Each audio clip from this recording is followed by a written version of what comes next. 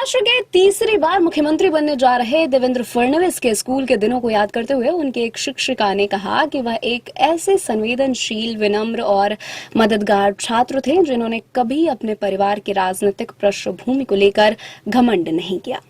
यहाँ सरस्वती विद्यालय में कक्षा 8 से 10वीं तक फडणवीस की शिक्षिका रही सावित्री सुब्रमण्यम ने कहा कि लंबे कद के छात्र होने की वजह से वह स्कूल में पीछे बेंच पर बैठते थे। फडणवीस पढ़ाई में औसत थे, लेकिन उन्होंने अच्छी तरह से पढ़ाई की। फडणवीस को बुधवार को सर्वसम्मति से महाराष्ट्र भाजपा विधायक दल का नेता चुना गया, जिससे उनके तीसरी बार मुख्यमंत्री पद की शपथ लेने का रास्ता साफ हो गया। मुख्यमंत्री के रूप में उनका पहला कार्यकाल 2014 से 2019 के बीच पूरे 5 साल का था, जबकि दूसरा कार्यकाल नवंबर 2019 में लगभग 80 घंटे तक रहा। 6 बार के विधायक और नागपुर के सबसे युवा महापौर रहे फडणवीस ने अपनी स्कूली शिक्षा इसी शहर में पूरी की थी। उनके स्वभाव को याद करते हुए सुब्रमण्यम ने कहा कि फडणवीस पढ़ाई में औसत थे, लेकिन उन्होंने अच्छी तरह से पढ़ाई की। वह बहुत विनम्र, हंसमुख और संवेदनशील छात्र थे।